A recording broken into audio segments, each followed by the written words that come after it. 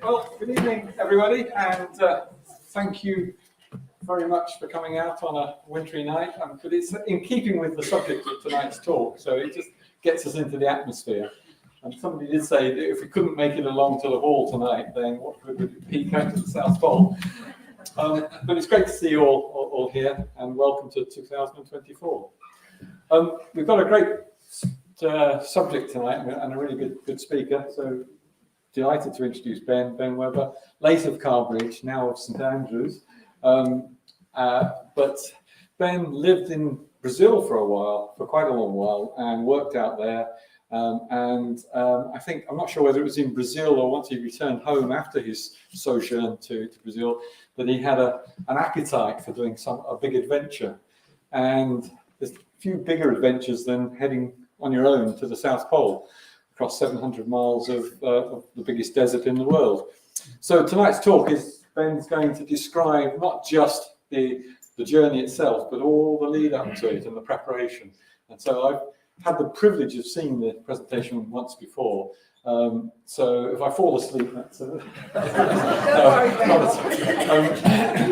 but you're in for a treat. I mean, there's some amazing images and some enthralling tales to be shared.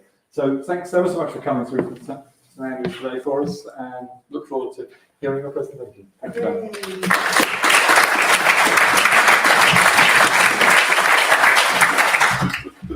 Thank you very much, Mike. Thank you all for coming. It's great to see you all. Yes. It's really a privilege to be here. So thanks. Introductions. I'm Ben. I was born in the Orkney Islands. Lived up there for about the first 8 years of my life. Pretty good place to grow up. Nice, safe place to have adventures, running around, climbing up walls when I was around 2 years old. My parents ran to get the camera rather than get me down from the top. It was a good place to grow up. But spent the rest of my moved down to Northern England for my until I was 18, and then after graduating in 2004. Moved over to Brazil, lived about 15 years over there and working in the private sector, just consulting. It was a decent life. I mean, I was reasonably good at my job, wasn't brilliant, wasn't bad. They didn't fire me, which was nice. So had a decent, comfortable lifestyle. I mean, carnival in Brazil. I mean, friend had a sailing boat and we would go around the coast, and it was lovely. I had my cats. It was a good lifestyle, and with the company I worked for, I eventually moved to India, and I stayed with the same company for the entire time of my professional career. And as I say, it was a comfortable lifestyle, but at the same time, it was just too comfortable. I mean, just that office routine of kind of going in and out of the office 9 till 5, 9 to 6. I mean, occasionally longer when there's deadlines, and then chilling out on the weekends and not doing very much. And it always seemed like there was, especially towards about 10 years ago, it started to feel like there was something missing from my life, especially when I was up in the Orkney Islands when I was growing up. I had these childhood heroes of Shackleton, Scott, and the Antarctica. Obviously, I didn't want to end up quite like Scott, but all these heroes, all the explorers, and it was but after graduating, all of these heroes, all of these ideas and dreams of travel kind of faded away, got sucked up into this corporate city lifestyle, but there was something, and I felt that was something missing.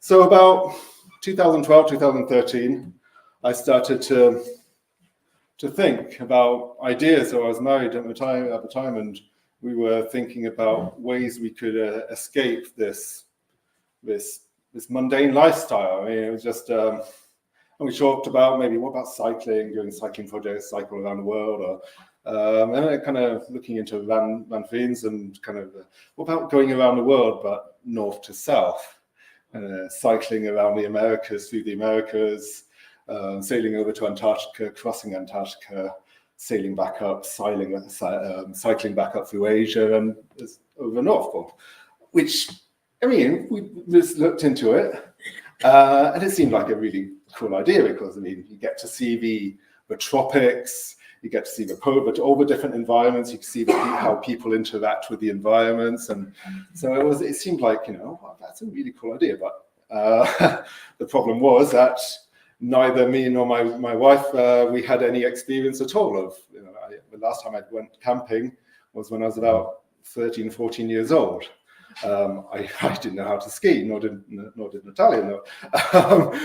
Natalia spent my ex-wife. She spent all her life in Brazil, plus in Sao Paulo, plus 20, plus 30 degrees. So it really did need a kind of radical life change. So we started working towards these these ideas. So kind of getting more experience in the polar environment. So went up to northern Canada to do polar training. There's a 3-week survival course.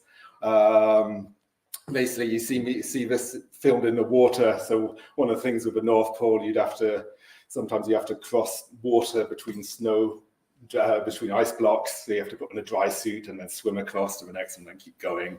And obviously getting used to the cold temperatures. And then getting used to being in challenging situations. So I'm terrified of heights. So one of the first expeditions which we did was going up a mountain, Huayna Potosi. And this is the last 400 meters up to the summit. It was pretty terrifying because on one side it's a 500-meter fall, the other side 800-meter fall, and there's this path. It took about an hour or so to do the last 400 meters. But trying to get ourselves out of the comfort zone, and so it's not just a physical preparation, but just to try and get mentally prepared for really challenging situations. And then cycle journeys, cycling across Latin and South America. Did Land's End John O'Groats in winter, but again, just to get used to being in difficult situations, and it was a really enjoyable ride. But the problem with that whole round the world journey was that it's a lovely dream. But it's there's a couple of problems with it.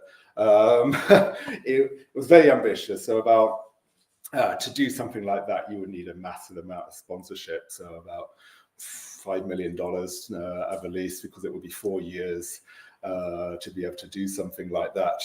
Managed to get some very low level sponsorship for some of the projects.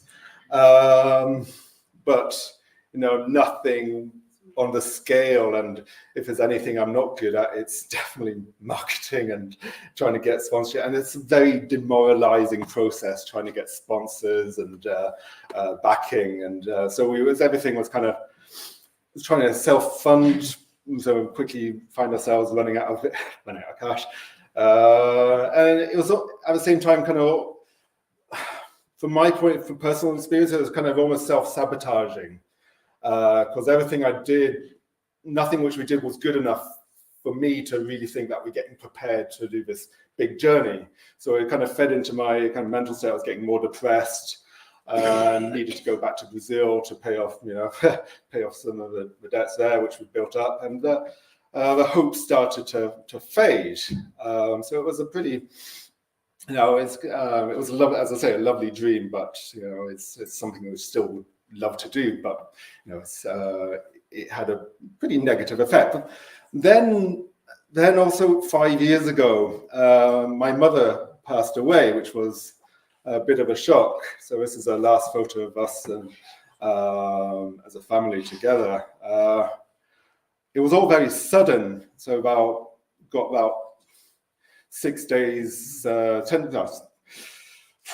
days notice, and basically I was terminal, and within 10 days I managed to make it back from Brazil to the UK, and she passed. So it was very quick, sudden. So it was a bit of a shock.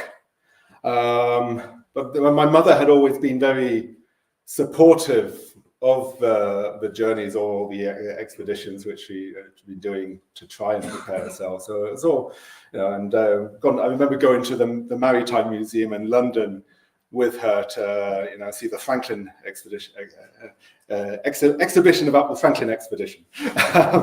And she was saying, "Don't you want to go back to the poles and Antarctica?" And so with her passing, I would say it kind of also made me start to think, return to the ideas about polar journeys, and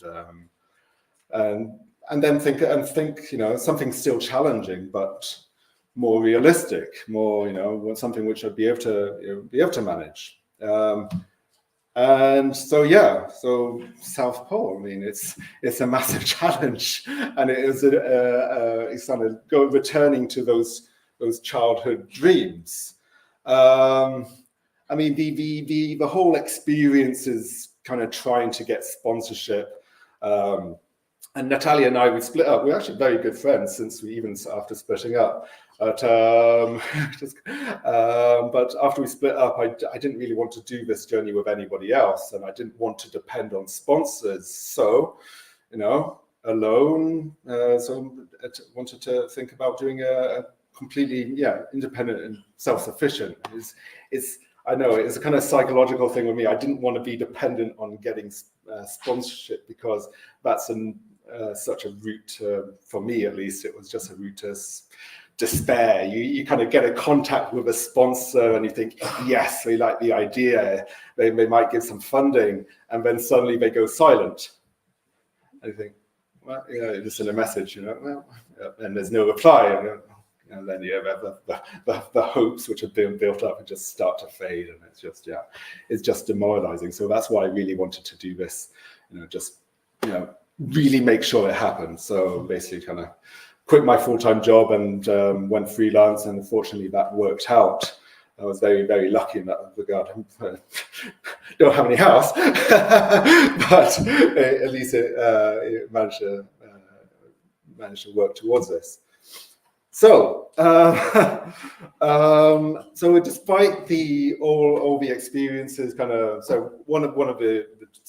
despite the polar training, also one of the expeditions I went on with Natalia was crossing Canada from south to north, first cycling and then skiing in winter.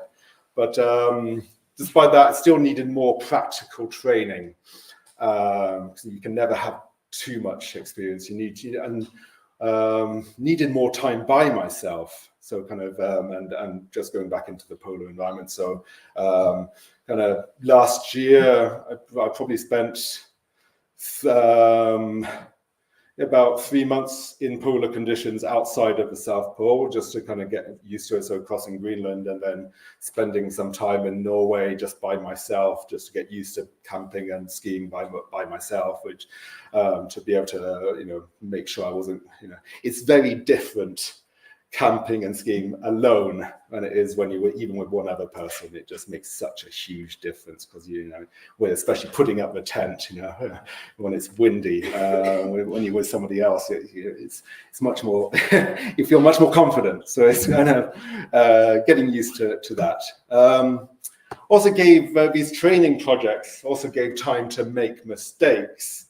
So in Canada I got frostbite on my thumbs because not using the right glove system, being a bit careless with how taking my gloves off to be able to do fiddly work. And that led to a decrease in temperatures in my fingers, which fortunately didn't lose my thumbs, which was quite nice as I've become quite attached to them. But it's amazing how important your thumbs are. I couldn't do my zips up. I was with Natalia, and she had to help me do my zip up because it's so hard just without the thumb, because I had no feeling at all in that. But these gave me learning experiences of what not to do going forward. And same in Norway, I did one of the stupidest mistakes in my life in very strong winds, trying to put a tent up. I kind of rotated the tent around, and it kind of basically almost got thrown away, but I saved the tent, but I broke 3 out of 4 of the tent poles,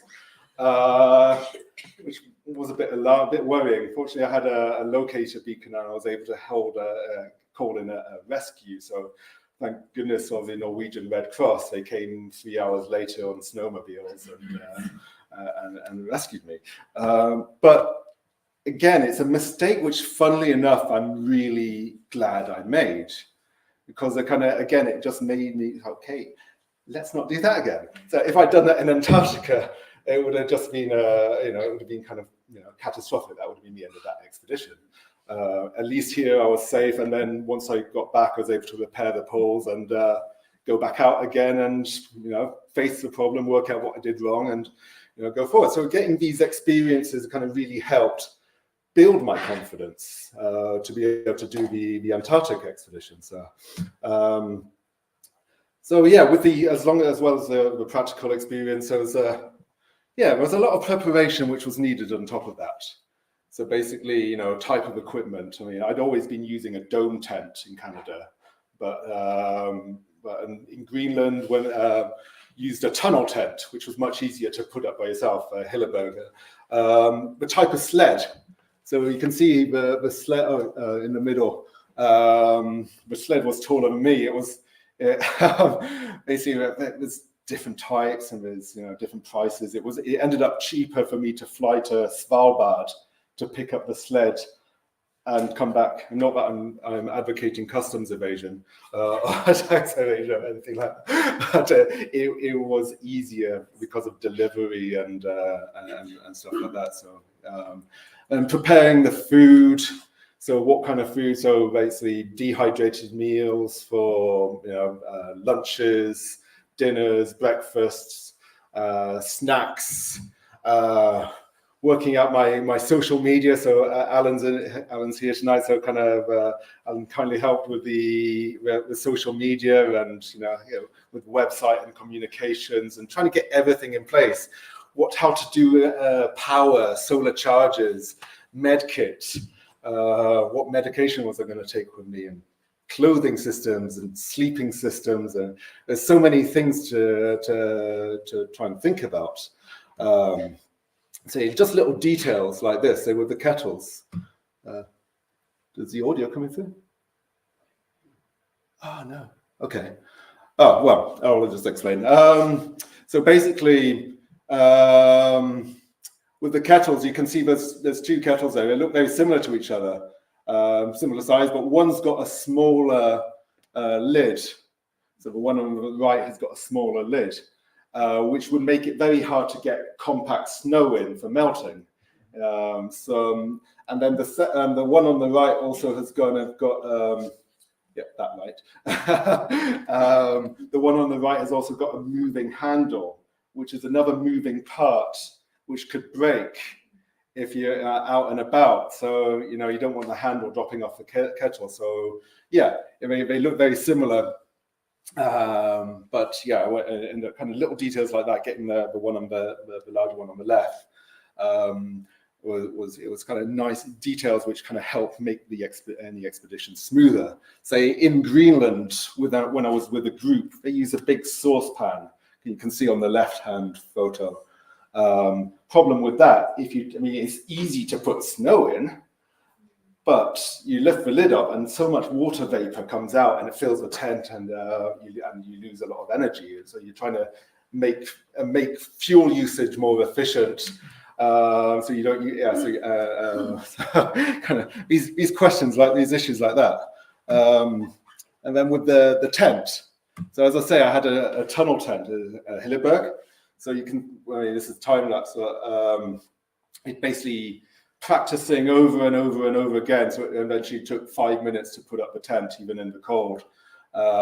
With a dome tent, you got an outer layer and the inner layer, which are kind of which are separate from each other, and they're really hard to, if you're by yourself, to put together. So whereas the inner and the outer are all connected on this one, so you just pull it out, and there you are. And you can even use the wind to help you put it up, because you start kind of the wind facing side first. And after you've got the poles in, then you just drag out the tent, and the wind can kind of give you a helping hand. So kind of how to use the elements in your favor, which is so to make life easier. Then food. So I had all these packets of dehydrated meals. I keep saying emails, dehydrated meals. So removing them from the original packaging, putting them all into plastic, small bags, I saved about 4 kilograms of weight, which, that's and with all the equipment which I had. I mean, basically the sled came to about 140 kilograms altogether. So I can't tell you that in stone, I'm afraid, but 21 stone, something like that. So just, working out ways to save the weight. Also, had I taken the original packaging with me, I'd have to keep the packaging with me until the end, and there will be residue on the inside of the packaging, which I would continue to carry as well. So the weight on my sled wouldn't, it would still go down, but not as much. So kind of, whereas these, I just pour it into a thermos flask and fill it with hot water, and it would save weight and save time. Physical training, mountains, living up in Cambridge was lovely. Getting up into the Lyra Gru, cycling around here, and Breivik is my I can't pronounce it very well, so favorite mountain. And then my favorite of all activities. There's no sound. Sorry. Oh well, it's too late. So here I'm just talking about tire pulling. So basically, I would spend about 3 or 4 hours every other day pulling these tires back and forth. Can I move it forward? Oh, I made it go back to the start. Yeah, there you go. So basically pulling these tires along a track, going up trying to go as on tracks with uphill, so it can be just to get more resistance. So it basically emulates the motion of pulling a sled with all your equipment in, and the friction on the ground. So the tires might weigh about 30-40, but then the friction on the ground created the effect about 80-90 kilograms or something like that. And because I'm wearing a harness, which is the same harness as I use in Antarctica, so that kind of it uses the same muscles as when you're skiing. So it kind of gets prepared to be able to do it. So basically, there's only so much. I probably, as I say, I spent about three months or so in the polar conditions last year before Antarctica. Probably 5-6 months of intensive training, and then once that was all done, as prepared as I could be, attempting to go to the South Pole. So the expedition itself, it was in Western Antarctica, so down the Antarctic Peninsula. Antarctica is got 2 coastlines. You got the outer coast on the edge of the ice sheets, where the ice sheet meets the water, and then you've got the inner coast, which is where the ice sheet meets the actual continental ground. So I started from the inner coast, a place called Hercules Inlet. It's about 700 miles away from the pole. So it's 80 degrees south. It's easier to think in nautical miles. I say talk about 700 miles, but basically every degree is 10 degrees, and in every degree there's 60 nautical miles. So basically it was strange. It just ended up thinking, just looking at your GPS position, you can work exactly how far you've got to go south by you working in nautical miles. Flew into a place called Union Glacier, then over to Hercules Inlet, which is at 80 degrees south. That's an inlet where the ice shelf meets the ground. So that's basically the inner coast. So didn't go directly south at the start. So you can see those red patches. They basically crevasse fields. So you generally don't want to go into them. So especially at the start you're coming off the sea up and going up pretty steep. Massive crevasse field at around 87 degrees. So you have to kind of steer slightly to the side of that.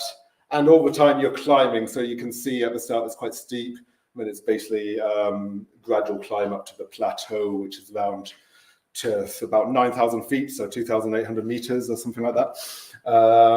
So it's basically there's tiny bits of downhill, but you don't notice. It's all uphill. It's a bit of a journey. So as I say, flew into a place called Union Glacier. So to get to Antarctica, every expedition like this has to work through a company called Antarctic Logistics and Expeditions, ALE. They have this base, Union Glacier, and they got a massive blue ice runway where we flew in on a 757, and they fly in these Ilyushin cargo planes to this base. About 100 people work there. They got kind of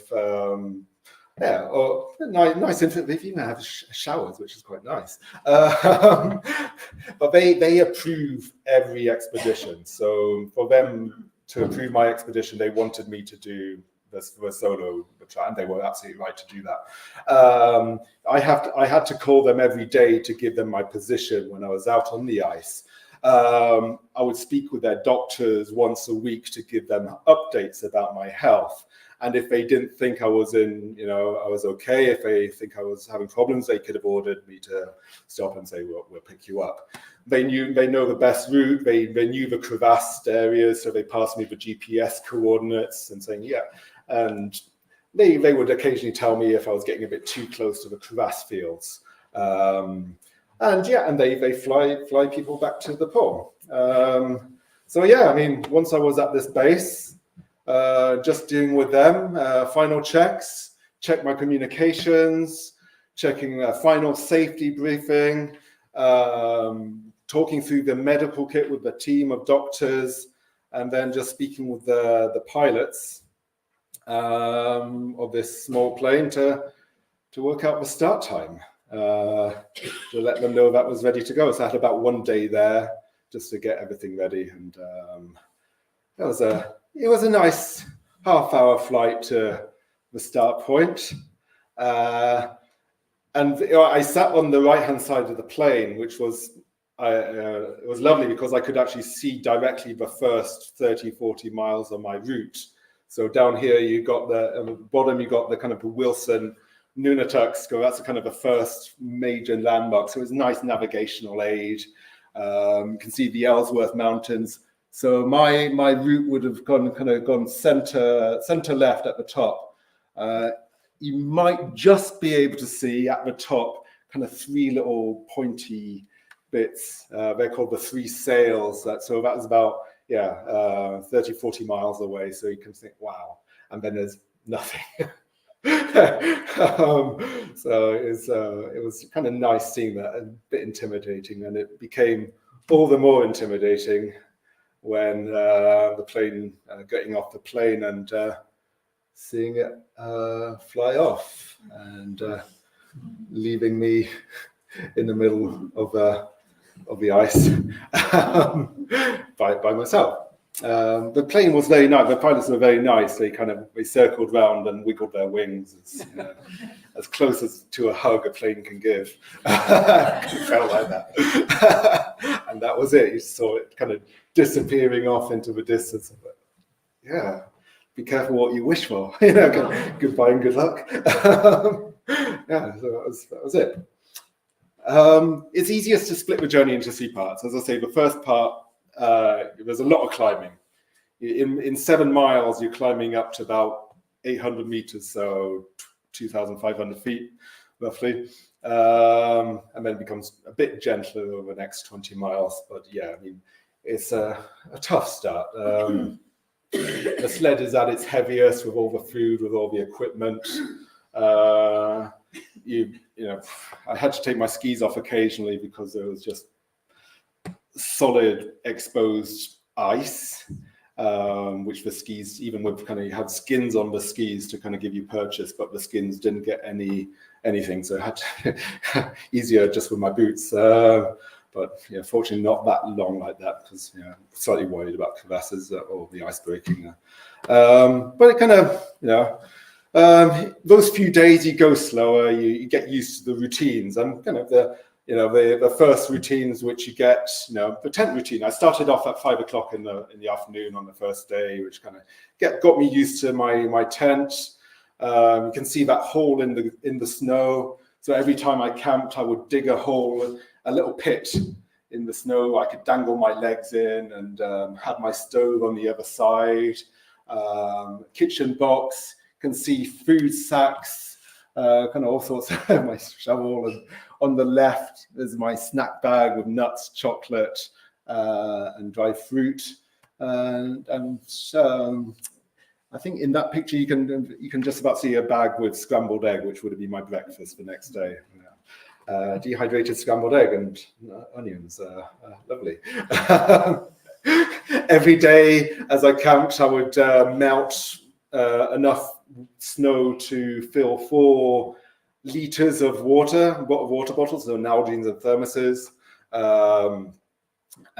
Basically, I would need that for cooking and drinking the next day to keep going. And also, thermoses for hot chocolate and protein shakes once at the end of the day, which was a nice treat. Got very excited. Hot chocolate, best. Also, one of the thermoses. I mean, it sounds like a lot, 4 liters, but it's funny. I would only drink 3 liters, but I would use the final liter for helping to melt the snow. Because it's more efficient to melt the snow from when there's water in there first, rather than just melting directly from hard snow. So it helps to improve fuel efficiency. So it's considerations like that. Then the ski routine, lots to think about. Slow at first, as I say, the sled is at its heaviest, and you don't want to get injured. The last thing you want to do on an expedition like this is get injured. The sled is at its heaviest. So kind of started off my routine, kind of 6 hours a day skiing. So quite slow, taking breaks every 60 minutes. Eventually I would increase that to 8-9 hours skiing, and then increasing the time between breaks by another 15 minutes, just to, as I got into it, getting used to traveling, so navigating especially. So at the start, there were fantastic visual aids for navigation. So you had the mountains, so I could just keep them at a certain angle. But then you can use aspects like the sun. You can tell by what time it is and where the sun is, and how your shadow is rotating to see which direction you're going. You can also tell by the patterns in the snow. So you see the snow prevailing, there's kind of this almost like a grain in the snow. So the grain was coming to me from slightly from the southeast. So if I kept at the same angle towards that snow, then I would be going pretty much a constant direction. Obviously, then also had the compass and the GPS, which a bit more dependable, but you don't want to keep looking at your GPS all the time because battery usage, you got to, and it's a hassle, and compass. Yeah, remember what I said about getting injured. Unfortunately, there's no audio. This is me complaining for about 3-5 minutes about how after about 4 days, my neck started to get painful. So basically, with my navigation, I had a compass around my waist, kind of on a mount, and I was looking down like this at it. So basically, from the strain on my neck, it almost a kind of repetitive strain injury. I just and after 4 days, I started kind of basically it was pretty painful. I was kind of, even now, it's still not 100% better. I can look up and down now, which I couldn't when I got to the pool, but it's still about a bit painful when I turn left and right. Yeah, so basically I needed to start taking painkillers almost from day 4. Something which I didn't really, wasn't great, but it was the only way, because it was okay when I was skiing because I was just looking straight, looking down. But when I was camping, it was like, it was a good job I was alone. It probably sounded like some sort of Chewbacca and kind of screams of agony going across the ice. It was really quite, as I say, this is just me complaining over constantly. And yeah, so it was not a nice place to have it, because the neck injury started just before the second part of the journey. So see, before the yellow highlighted area. So you can see how much more to go. And that's just this part is the second part was just halfway. So kind of, it wasn't the best thing to happen.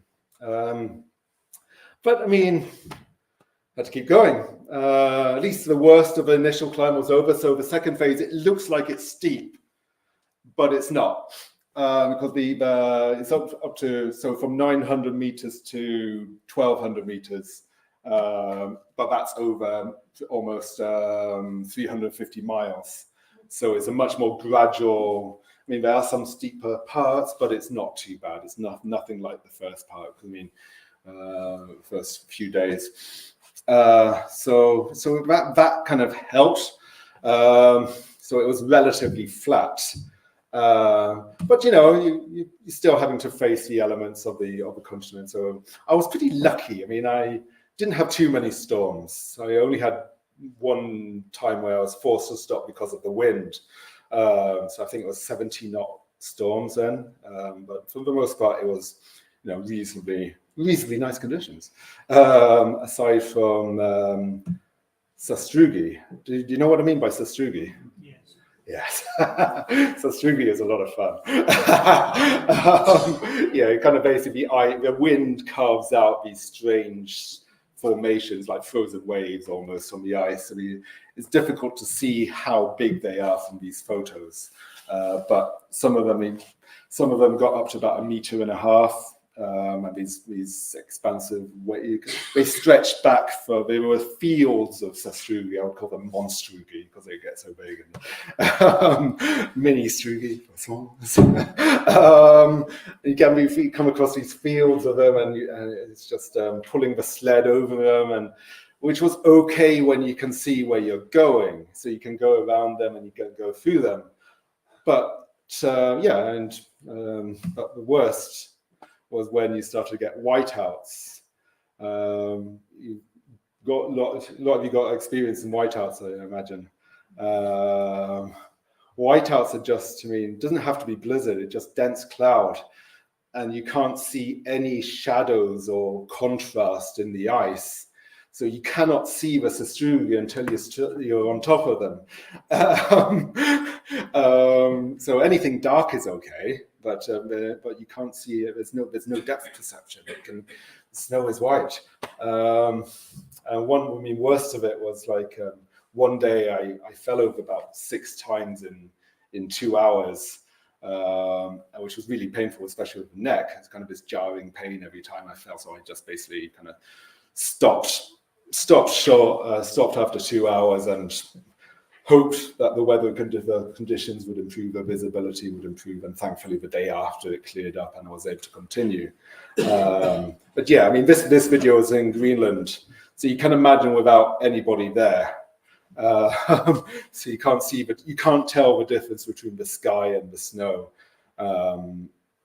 It almost feels like you're in a gigantic sphere, white sphere, when you're walking in the same place on a treadmill. You just no idea how far you're going or where you're going. So again, you're really dependent on your compass to make sure. I mean, you can use the wind, but again, you're looking down at the compass to make sure that you're going at the right direction. It's just tiring.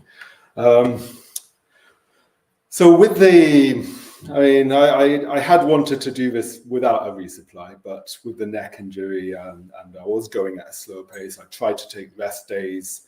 I had budgeted 5 rest days in total, but within the first 30 days, I'd used about four of them to try and give my neck a bit of time to recover. So it was either a choice of going unresupplied and not being able to make it, or getting a resupply. The choice was easy. I mean, ultimately, had to swallow pride, and first resupply I got was just medication, just because I was burning through my painkillers pretty quickly. Go to Antarctica, become a junkie. Sorry. We didn't tell you that. But thing is, once you accept a resupply, that means, even if it's just medication, that means you're no longer an unsupported expedition. So technically, that's it. So I tried to ration the medication, but it just wasn't possible. It was just I was just taking too long. So yeah, it was an easy choice. I mean, I wasn't helped. My morale wasn't helped by ALE giving me the wrong coordinates of the medication drop. They gave me the coordinates of a drop, which is about 5 nautical miles to the east of where I was. So my mood wasn't helped, but I was quite happy to get that. And so it was difficult. I mean, trying to keep morale up with things like that, and the thoughts of giving up definitely did come into my head, and a couple of times, especially after about 2 weeks of this constant pain, and before that resupply.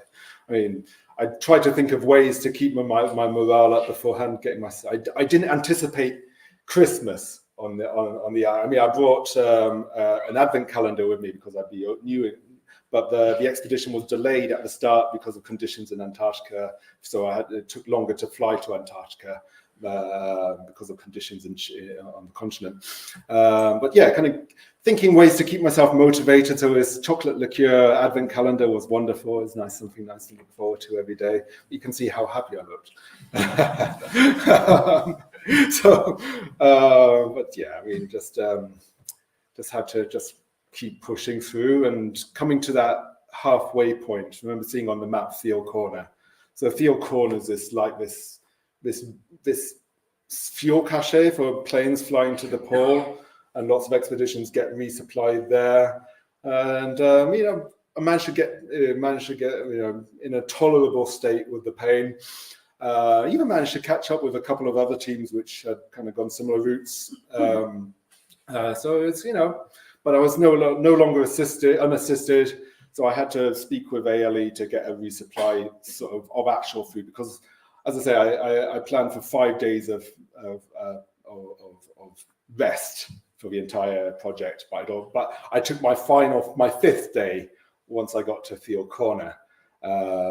So I basically gave them about 20 days notice, and they gave me coordinates of a resupply up about 100 or so kilometers away from the pole. So kind of had to do it. Had to be done. That kind of brought to the final part of the route. So getting past Thiel Corner, there was the ascent to the plateau.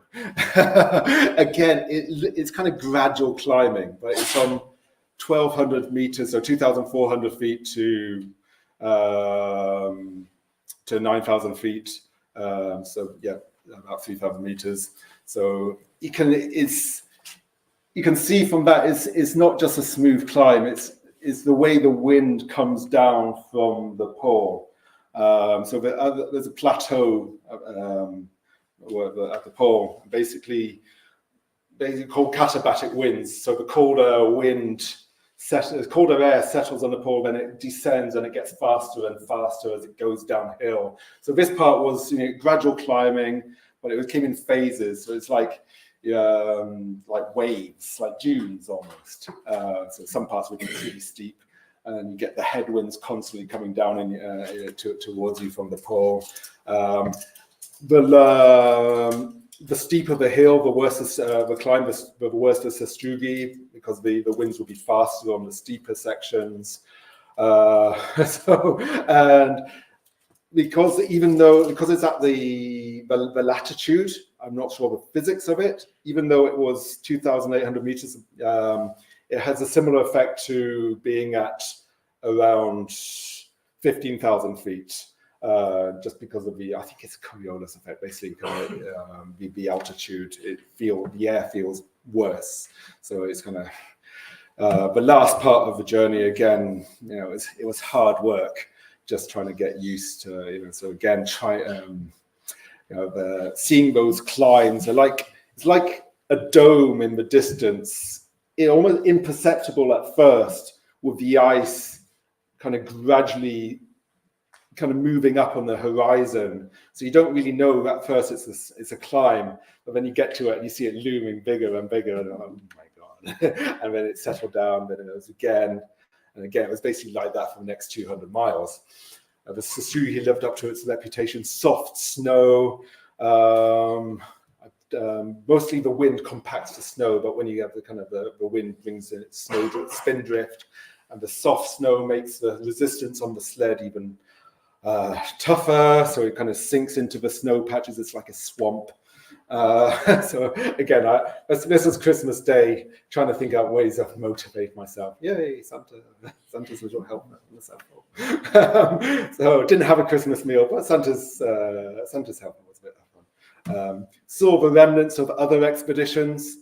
So a group of about 8 people had started on a different route, but my route converged with pretty much so you could see where they'd been on Christmas Day. The weather was so good. They had a nice drinks outside, so they built this kind of snow Christmas tree, and thanks guys, save some from me. But as I say, I got this a resupply at 88 degrees south, and ALE finally gave me a Christmas present. So it was really nice of them. Kind of made my day. So the bear didn't last very long. So it was a disappointing to do that resupply, but it's at least I could relax a little bit, and a little bit about the supplies, which were running low, and just go forward. On the plateau, just getting colder and colder. Getting about -40 on the plateau with the wind chill, especially getting that high. But strangely enough, so this is me. You can see the tent is not moving, and this is me basically complaining about how hot it was in the tent. I was just in my base layer with the doors to the tent kind of pretty much completely open. It was about +25 Celsius inside the tent, because it was acting like a greenhouse. So the sun shining on the tent, 24 hours of sunlight. So this was literally taken at midnight. This video. It was just so hot, I just couldn't sleep. Definitely couldn't sleep in the sleeping bag, which is rated down to -40. So just lying on top, and just getting tired. So it just made the sleeping bit hard for the last couple of days. But I was getting there. Much flatter. You can actually see signs of how cold it was. After minus 28, snow is a funny substance. Funny. It's obviously water, but it's funny because at minus 28, it turns into this sawdust-like texture, which makes it makes gliding with the skis much harder. So it's a bit more resistance to it. But the last 2 days, I had to cover about 32 nautical miles, so that's about 62 kilometers, about 40 miles. Yeah. Basically, I got told about 3 days before I got to the pole that I needed to get to the pole in 2 days' time. Otherwise, I would be spending another week or so on Antarctica before the next flight out of the continent. And much as it's a charming place to be, I was quite anxious to finish. So it was just this slog. The last 2 days, just skiing. The last day, I was skiing from 7:30 in the morning till 1:30 in the next morning, just to try and make the distance. And had 2 days rations left, which I decided to merge together just to, make sure, it's now or never, all in. Final assault to the pole. You can see the research station in the distance as you get to the pole. This research station, you first see it about 20 kilometers away from the pole, then it disappears. When it comes back again after, with 12 more kilometers remaining, and it's like teasing you, it's torturing you. You're almost there, but you've got so far to go. And then this sign teasing you even further, saying you're almost at the pole. Congratulations, still got loads to go. But it's funny that these last 2 days, it was really quite torturous, for want of another word. I was exhausted, my fatigue, lack of sleep, my neck. But these 2 photos, this one and the last one, probably my favorite, represents my favorite moments. They're not the best photographs, and just normal, just snow. But there's something about the photographs which makes me remember something which, is something really, is really surreal, but really cool feeling. I'm not sure if anyone, Alan. Anyone can see something about these 2 photographs which stand out. No. That's not it. The sun. Now, you can tell exactly what time these photographs were taken by the sun. Anyone guess what time this was taken?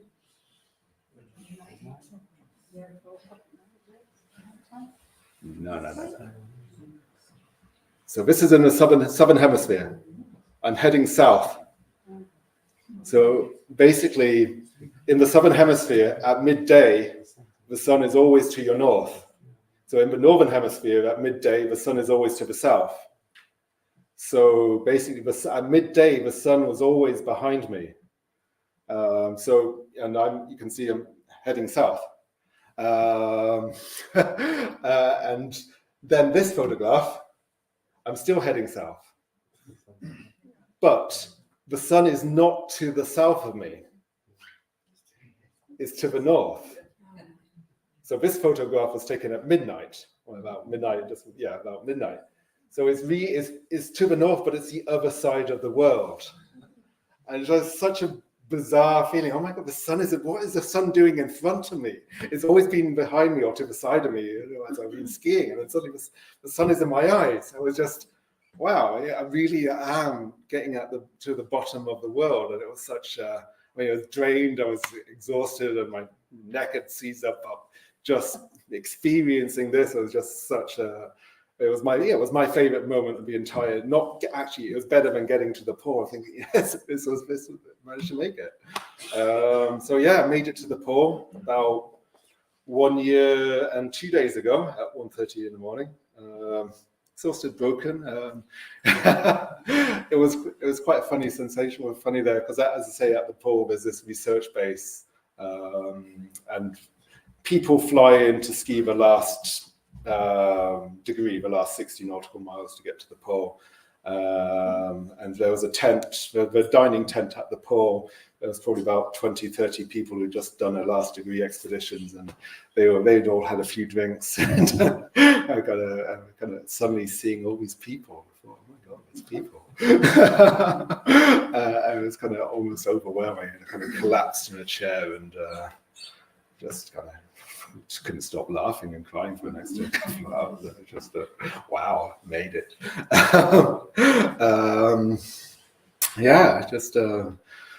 It was just nice being there. And unfortunately, you can't hear the audio, but so on the expedition, I would call. I'd have my satellite phone, and I would be calling my website, leave an automated voice recording, and that would publish on a map showing my position. It's actually still up online, so it's quite funny listening to some of the recordings. But the recording I made, the message I left when I was at the pole was just, I sounded a bit kind of out of my mind, a bit like a lunatic. I was just so happy, and I remember saying to people when I was there, yeah, maybe I'd come back, maybe in 4, 5, 6 years, maybe, I don't know. Day after, I got the flight out of the pole, and thinking, actually, no, I would like to go back. And then 2, 3 days later, yes, I definitely want to go back.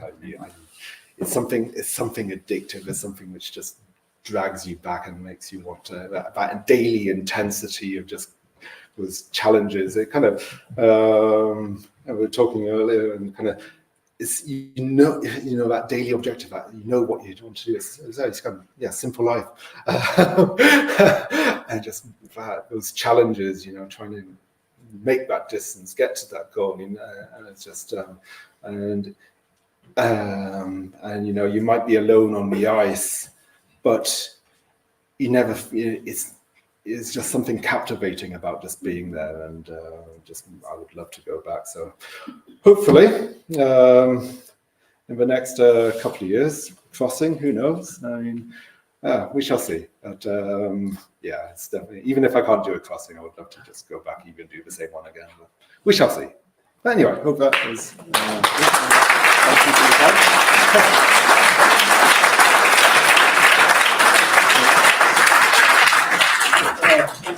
Thank you, Ben.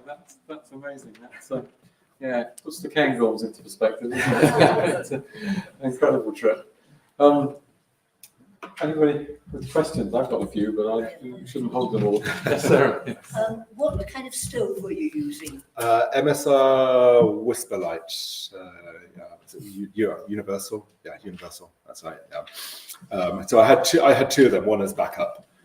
Didn't have problems even with the main one, so I didn't have to use the backup ever. So it's nice. Yeah. How many days did it actually take you? Oh yeah, sorry. Yeah, that's good. 58 days and 13 hours.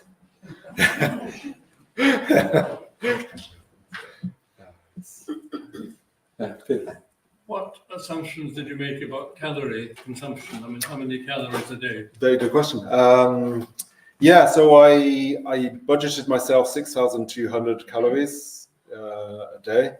I still lost about 8 kilograms of weight by the end. So what's that in stone? 2 stone? I'm not sure. I can't tell you. I'm terrible at conversion. Sorry, it's too long out of the country, so I don't know the conversion. But yeah, so I still lost weight, but I think you'd have to eat around 7,000 calories a day to be able to not lose any weight by the end of it. Yeah. So I mean, sorry, just to elaborate, say with the meal. So I'd have porridge in the morning, which was always at 1,000 calories, plus extra cookies in the morning. Then the snacks with chocolate, dried fruit, 500 grams of chocolate every day, which is sorry, I'm exaggerating. 200 grams of chocolate, 200 grams. So it's a nice big bar of whole nut, a load of nuts, dried fruit, and then lunches and dinners. when Ben came back, he could eat 3 sticky toffee puddings in one sitting. I think you still can, actually. I think that's an attribute that's not left in you. Definitely worked up an appetite. So how many people have done what you've done? You know, like, I mean, I imagine there's a lot of people who've done the last degree, but how many folks have actually, done the trip? It's a very good question. I mean, there are different starting points. Sure. So people have done from Messner start, that's around 600 miles. I think from Hercules Inlet, less than 50.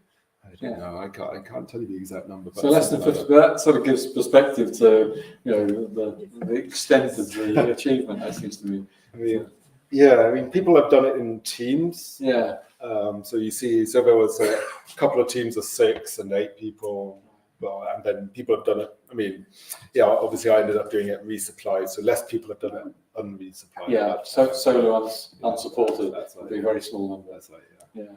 And in terms of a full traverse, is that still Yes. yet to be achieved? So people have done that resupplied. Right. But you were talking about a marine. sorry. So a marine. I'm just mentioning this for Tim's benefit. A former Marine, Sam Cox, he was unlucky. So basically, he attempted a solo unsupported traverse, but he had to stop it after 600 kilometers, so about 1/3 of his distance. But he developed kidney stones, so it was very unfortunate for him. And so the doctors at ALE, they told him that he had to stop, and they evacuated him. 2 Australians last year attempted it unsupported, but the weather and the conditions, they had to stop when they got to the South Pole. I think somebody has opened a new route to the South Pole, which might be slightly easier to get there from the actual outer coast. So, but nobody's actually done the full traverse unsupported. But it's definitely. So that's an ambition that you can hold on to. That is an ambition. Yeah, I would love to do that. But you need sponsorship for that. You need sponsorship. Yeah. Can I ask you then about your kit? Yeah. Two things. I was surprised that you hadn't maybe taken ski crampons with you. You talked about sort back. Yeah. And the other question is, did you take a spare pair of skis Yes. and poles? Yeah. Just one pair? So I had 2 pairs of skis and 2 pairs of poles. On one set of skis, I had half skins. Do you all know what I mean by skins? Yeah. So I don't want to patronize. Some probably do. Yeah. So basically, skin. I mean, you just help. They help give you traction on your skis. So you get. So I mostly use the full skins. But once I got to around halfway, I switched to my half skins. Every now and then, especially with the climb up to the plateau, there were steeper parts where I had to put the skis with the full skins back on. And having the 2 sets of skis really helped because didn't have to spend time fiddling around, faffing around, taking the skins off and putting them back on. Crampons, I mean, I think that raw ice was probably unexpected. So it's extra weight. And would you take them next time? No, I won't take them again. It was my boots were able to get me enough purchase, so I wasn't slipping back too much. I had to go a bit slower, but that stretch only lasted about 500 meters or something like that. I was interested as well. You said you had leather boots with, so they were the traditional Nordic cross-country ski equipment you had rather than mountaineering equipment. So and that would have been more comfortable, I guess. Yeah. Because the boots about a size and a half larger than my feet. Gives room for an APS liner, and insulation, and the socks. And so and the boots, they got a bar in it, so they can just clip in and clip out. Yeah. Did your route take anywhere near Scott's, Amundsen's, or Shackleton's at that time? No. I was that was I think that was pretty much the other side for me. So. No, unfortunately not. I mean, I see people. I think somebody saw somebody trying to emulate the Shackleton route, but basically, the costs go up massively to do something like that. We had the talk from Peter about Shackleton's Forgotten Heroes. And I just wondered from the map, Peter, could you see where Ross Sea is in relation to where Ben went? Well, Shackleton, I think, was hoping to start from the edge of the Filchner ice shelf. Yes. Yeah. So, I mean, a good bit further north, and I think further to the east. Yeah. But of course, he didn't manage it. Yeah, I'd say where the Ross Sea part is. The Fuchs, Hillary Fuchs route was a good bit to the east of where you were, I think. Yeah.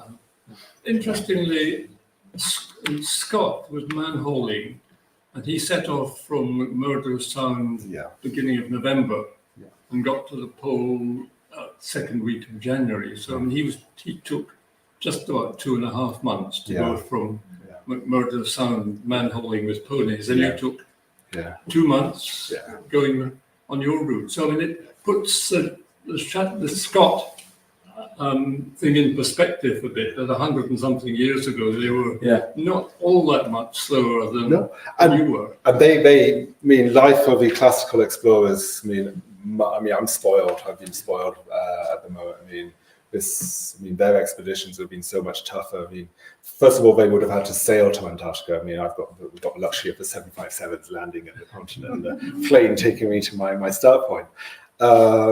So because the sea ice around the continent, it only lets ships get close to the continent, January, February. So by the time you're getting into that time, then you're running out of time. You have no time to reach the pole before winter sets in. So you have no choice but to winter. They had no choice but to winter on the continent. And then they'd use the time also to put out supply depots so there was a massive amount of work which we needed for those journeys, which kind of, I was this expedition. I mean, these modern expeditions are spoiled in comparison to what they had back then. A walk in the park. Great. Just maybe a dumb question. What do you fill your mind with? I mean, can you listen to music? Is it just the next step? Drunks by the sounds of it. It's a good question. I mean, did I feel my mind? I tried listening to music at the start, but I didn't like the earbuds under my ski goggles. So I had these earworms in my head. I got these little riffs of songs in, kind of not complete, just parts of the song, and I had them on repeat in my head for days, literally days on end. And I was trying to get people at home to give kind of suggestions for earworms, and it's kind of to keep myself entertained. But at the same, I mean, when I was camping, especially on the weather days, I had audiobooks. So June seems good. 19 hours for one book. So I had a few of them, and but during the day, I mean, let's see. I mean, it's something about the snow and the environment around you which just, it just looks white, and it just looks kind of bland. But there's just little details in the snow, the sastrugi, and they kind of, that's an interesting sastrugi. And they kind of, and then you're looking into the distance and seeing the climbs, or looking in the distance and seeing there's clouds over there. It looks like there could be a whiteout. So kind of feeling that just thinking about the entire environment around me, and just kind of, it helped kind of occupy the mind. And I guess also with each of my sessions, I was skiing for an hour and 75 minutes before each break. So I was kind of, amount of times I would be looking at my watch to see how far I'd gone in that. After 10 minutes, I've gone a few hundred meters. So having how far, it's amazing. I looked at my watch so many times to work out, see how far I was going. So very simple things preoccupy you. That's right, exactly. Am I meeting my targets for daily distances or hourly distances? Most of the photos you have are of blue skies and such. Was the weather, what was the balance of the weather over the 58 days? Was it mainly blue skies and sunshine, or were they just when you felt more like taking photographs? Yeah. And was it, were there a lot of grey days? I mean, I imagine full whiteout conditions wouldn't have been that prolific. They weren't that prolific. No, yeah. But was the weather normally windy and normally dull? Yeah, so like Scotland? most days, you did have a lot of days which are blue skies. A lot of mixed cloud, mixed blue sky, but probably about 4 or 5 days of pure whiteouts, just constant. And then every now and then you'd have a whiteout for a couple of hours, and then it would clear up. So yeah, it was kind of. So that gave some variety as well. That's right, yeah, exactly. Yeah. So it kind of helps make the day different. Anyway. Sorry for asking. What about the practicalities of using the toilet or the bathroom? It's a good question. Perfectly. It's not a great question. No, it's an important question. There's been a lot of other people thinking the question. Well, see this pit which I dug in the tent. This doubled as a latrine. So in the morning, fortunately, I got into a state where my intestinal system was generally quite well regulated, as in pretty much 8 o'clock on the dot, nature would call. And I would always make the pit deep enough that, do the business. As you get close to the pole, you have to carry your waste with you. So you bring in bags, especially the last degree. It's because especially with so many people doing the last degree expedition, so you have to aim.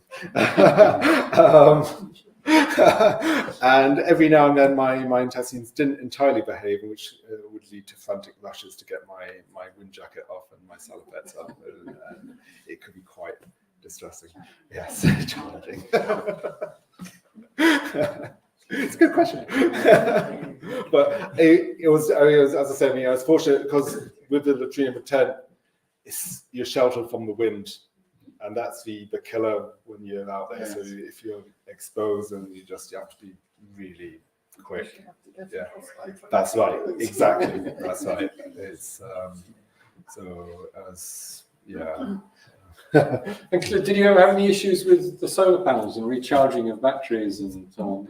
No, was that okay? I brought two 56,000 milliamp batteries. Yeah, and I only needed to use one of them. I had one of the backup, and basically I could heat my solar panels. I had 2 panels, one 30 watt and one 40 watt.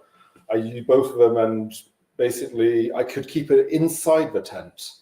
And they would recharge. Wow. I didn't have any power issues at all. I was able to keep everything recharged. And, I'm going to do a completely they didn't sponsor me, but I love Garmin watches just because the battery life lasts so long. So I only had to recharge it every few days, every week, once a week, something like that. And that's using the full GPS functionality. Go Garmin. Okay. Yes. I was wondering how many nights you had to suffer that heat. It was something you hadn't anticipated. Yeah, there were probably about 3 or 4 nights altogether. Separated, yeah, where it was really hot. I mean, I had trouble sleeping anyway, just because of the 24-hour sunlight. I had a face mask, but it still gets quite warm under the mask. And I had 2 mats, one inflatable mat and one foam hardtail mat. The air one, it developed a slow puncture quite quickly. And basically I gave up kind of trying to inflate that, and I was just on the hard mat, so I just made sleep pretty uncomfortable. So I would be waking up every hour or so, even once I did get to sleep. Without the heat and the neck. Is there another one? Yes. I was always also intrigued about that heat thing. Yeah. When you were surrounded by ice. Yeah. Is there no way to cool your system like putting an ice block in the tent or creating ice packs? I was putting ice pack on my neck. Yeah.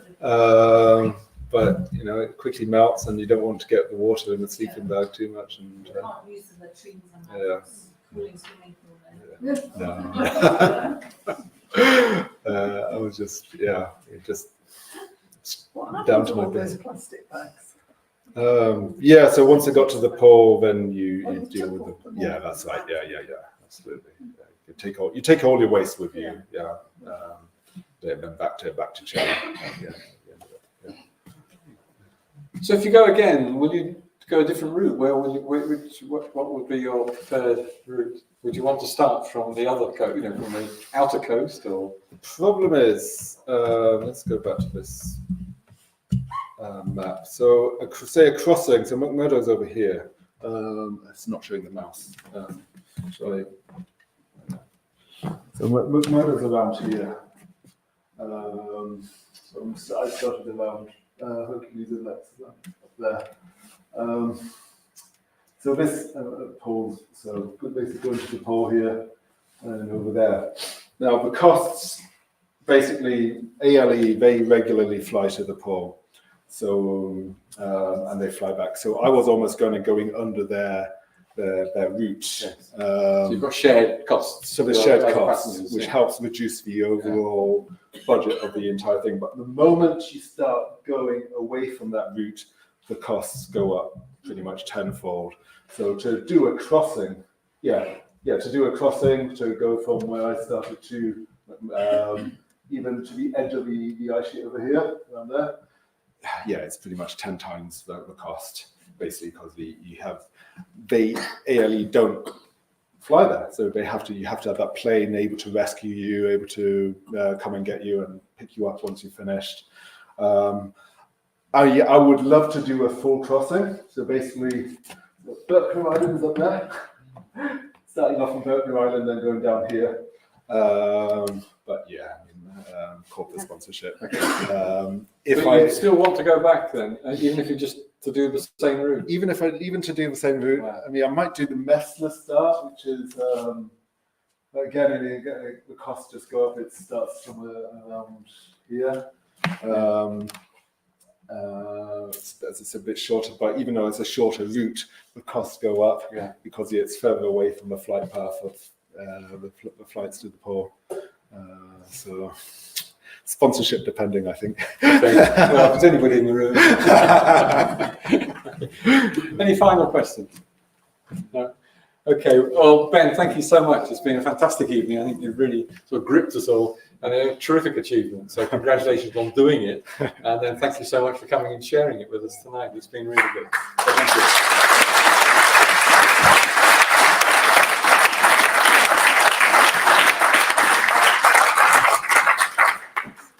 Okay, well, thank you all for coming on tonight. Back in a fortnight when we have our David Craig, I think it is, where are we? Yeah, it is. It's David Craig and his virtual spade journey. So David has been paddling up and down the spade for more years than most of us would want to attribute. But he often stops off at distilleries to enjoy enjoy some of the associated benefits of Speyside. So I think we'll have a really intriguing talk of his adventures down the Spey, so not just on the river but on the banks as well. So hopefully we'll see you in a fortnight's time. And thank you again, Ben, for tonight. Thank you all. Safe home.